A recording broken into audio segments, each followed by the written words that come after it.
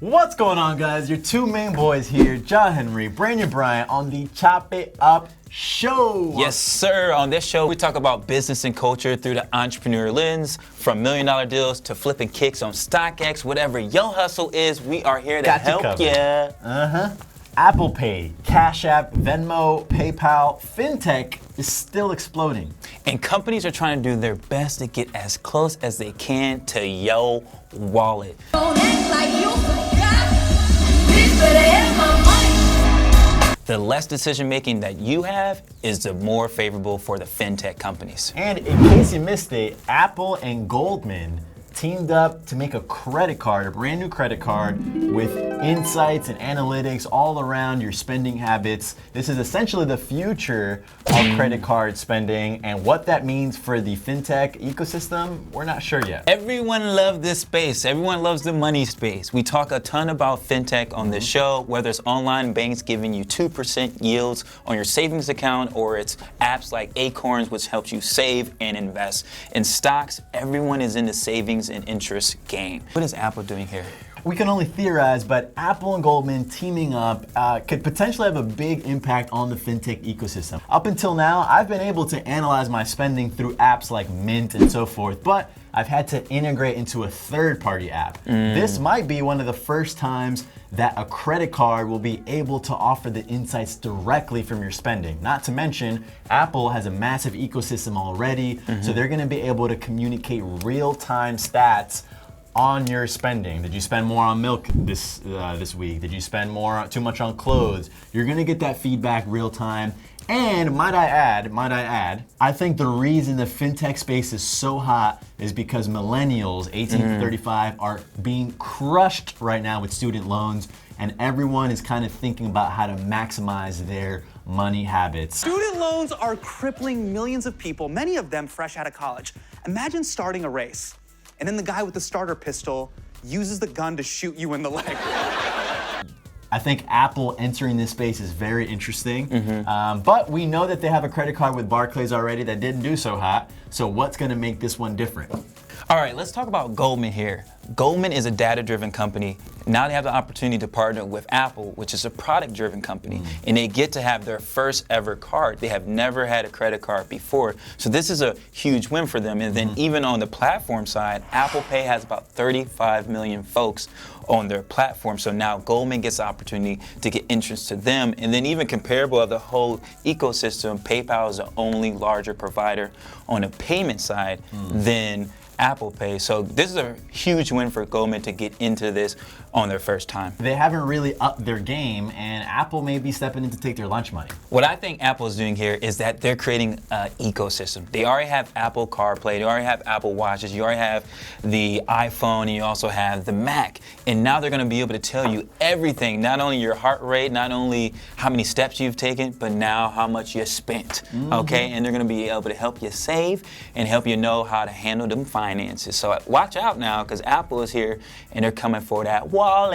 Yeah, and I think it's really smart from Apple because they're using value as a magnet, right? So they're saying, hey, we're gonna offer you much better insights than anyone else, which might draw particularly the millennial consumer to use the card, and then after a while they build that moat, they accrue so much data, and God only knows what they can do from it from there. So, curious on your guys' take, is this scary that we're gonna get alerts from we're broke? Young, broke high school kid. Is it awesome and empowering? Let us know in the comments below, where do you think the future of credit cards are going? We'd love to hear from you.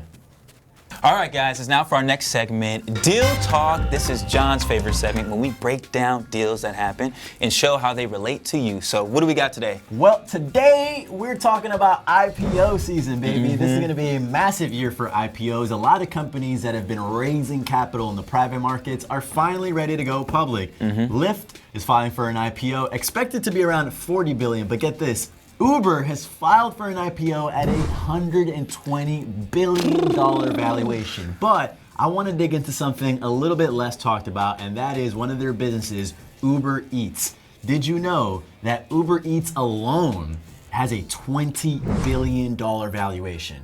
Okay, Grubhub, for context, Grubhub is valued at 10. So Uber Eats came around just 3 years ago, is worth 2 times what Grubhub is. Wow. And I just think that that speaks to Uber's DNA, which has always been about growth, growth, growth. So safe to say Uber Eats is getting fat. So the key here is their rapid growth. Brandon, how'd they do that? So on the rapid growth side, early on, Uber was always fundraising early, and they would fundraise large rounds, and they would actually dry up the markets for folks who were in the ride-sharing space. So other ride-sharing companies did not have the opportunity to actually get access to capital. On top of that, Uber also had this referral program. Anytime you would get an Uber ride, you could give someone $5, $10, $20 off. This was a key that was used by PayPal, and that's how they scale their company. And then lastly, I think it's also about their platform. Once they got all of these folks on their platform taking rides, now you can actually order food when you're in an Uber ride home, and it can meet you right there. Look what the heck America is doing. We're killing ourselves. Well, the key takeaway here is that Uber was able to build a $20 billion business on the back of a $100 billion business, and the only way you're able to do that is through rapid growth. So what are the takeaways here, B? Rapid growth. You want this for your business. 3 components to rapid growth: speed, brand, and execution. Uber was the first to market it. They beat out all their competitors. Secondly, they had a brand, and on top of that brand, they expanded. They had Uber Shares, they had Uber Logistics, and now they have Uber Eats. And then lastly, they have execution. They got it done. Best investors, best app technology, and they had the most drivers the earliest, so that people can have accessibility to get where they need to be. So whether you're a $120 billion IPO or a $120 startup, growth is your friend. And as Brandon said, the 3 key takeaways: speed, brand, and execution are your friends. Please let us know how you're doing that in your business in the comments below so we can engage and help one another grow.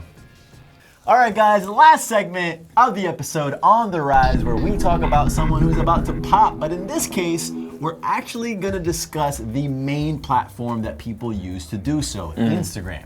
We're all on there. You're probably seeing on this on Instagram right now, but no one really knows how it works. So can you game the algorithm? Brandon, what do you think? No, you cannot game the algorithm, John. I'm sorry. Instagram has you right where they want you. Anyone who's advertising on there is in the crosshairs. And if you don't do the right things, you won't be on the rise. That's right. So, look, there are people who growth hack and do all kinds of things, but those things work temporarily. You want to know what actually works? You want to know what actually works on Instagram? I do. Is putting out valuable content consistently over time, engaging and putting in the work. That's how you actually growth hack. If I was nobody, which is 99% of people now, I don't have 1 million followers, I'm trying to grow, I'm trying to build my dreams and aspirations, I'm literally doing what I just showed you for 10 hours a day.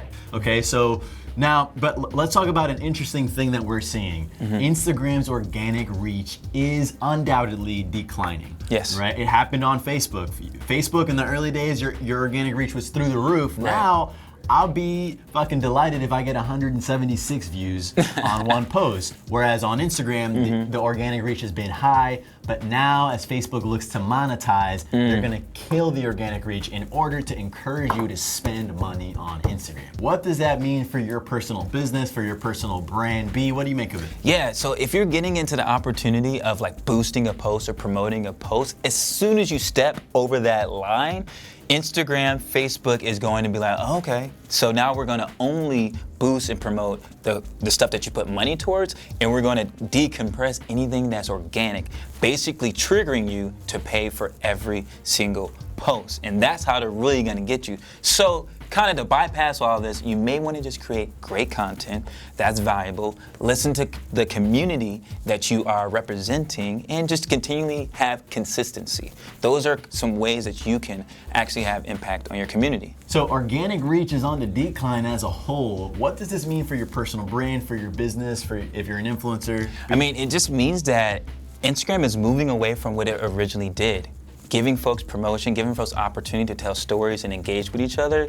With folks only seeing about whatever 1 to 5% of your posts, you have to find other ways to have impact on your communities. And that means you may need to go back to Twitter. That means you may need to go to LinkedIn. John says that he gets 4x more reach on the organic side on LinkedIn.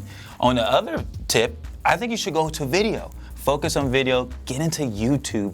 YouTube is the second largest search engine, owned by the first largest search engine. You're gonna have to do some digging and some research to understand hashtags and understand titles and thumbnails, but YouTube could be something that actually works with you. So the big takeaway here is algorithms change, platforms change. You want to make sure that you're diversifying your web presence, making sure you're on Twitter, Facebook, LinkedIn, always looking ahead to the next thing instead of being handcuffed to the one platform that everyone seems to only care about right now. All right, guys, that's enough talk about the Instagram algorithm. I mean, we don't know. Do you know? Who knows? No and one. if you do know, let us know. But here's what we do know. The show's over, folks. So we'll catch you next time only on 1:37 p.m. This is the Chop It Up Show. Peace. Woo! Little tongue twister that was a tire. long one, man. All right. All right, I gotta Instagram go. It's been real knowing you. All right, man. I'll be hosting the show without He you. doesn't know he's being replaced.